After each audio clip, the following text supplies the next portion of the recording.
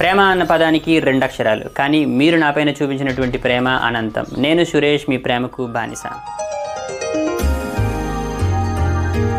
తర్వాత ప్రోగ్రామ్ వచ్చేసి print numbers from 0 to n. అంటే ఫర్ ఎగ్జాంపుల్ యూజర్ అనేవాడు n = 10 అని ఎంటర్ చేశాడు అనుకోండి, సింపుల్గా 0 నుండి 10 వరకు ప్రింట్ చేస్తే చాలు అనమాట. ఓకే, సింపుల్ ప్రోగ్రామ్ కదా. ఓకే, దానికోసం మనం ఏం చేద్దాం అనుకోనంటే ఇంకో కొత్త ప్రాజెక్ట్ క్రియేట్ చేద్దాం. ఫైలు, ఆ తర్వాత న్యూ, తర్వాత ప్రాజెక్ట్.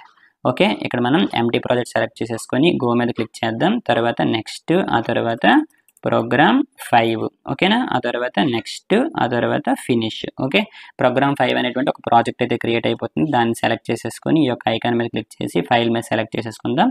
ఆ తర్వాత C++ సోర్స్, తర్వాత గో, తర్వాత నెక్స్ట్, ఆ తర్వాత నెక్స్ట్. ఇక్కడ మనం సింపుల్గా 3 డాట్స్ సెలెక్ట్ చేసేసుకొని ప్రోగ్రామ్ 5, ఆ తర్వాత సేవ్. ఓకేనా, ఇక్కడ మనం ఆల్ సెలెక్ట్ చేసేసుకొని ఫినిష్ మీద కొడదాం. ఓకే, ఇప్పుడు మనకి ప్రోగ్రామ్ 5లో సోర్సెస్లో ప్రోగ్రామ్ 5.c అనేది ఒక ఫైల్ వస్తుంది అనమాట. ఓకేనా, #include stdio.h.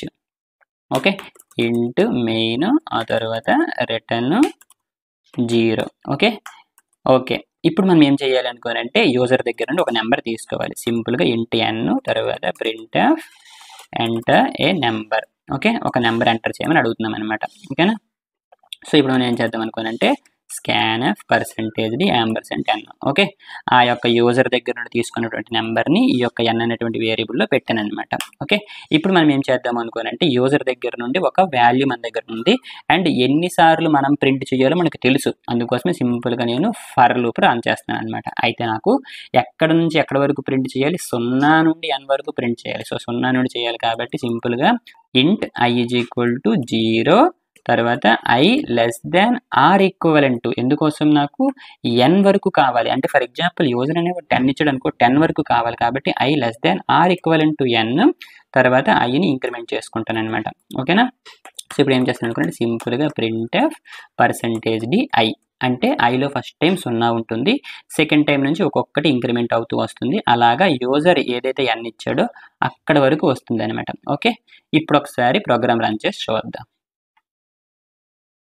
Okay, for example user 10 enter చేశాడు అనుకోండి, చూసారా 0 1 2 3 4 ఇలాగ వచ్చింది కదా. సింపుల్గా మనం ఏం చేద్దాం అనుకోనంటే ప్రతి ఒక్క ప్రింట్ఎఫ్ స్టేట్మెంట్ తర్వాత, అంటే ప్రతి ఒక్క నెంబర్ తర్వాత న్యూ లైన్ ఇద్దాం అనమాట. ఓకే, ఇప్పుడు ఒకసారి ప్రోగ్రామ్ రన్ చేసి చూద్దాం. ఇది పాత ప్రోగ్రామ్ క్లోజ్ చేశాను.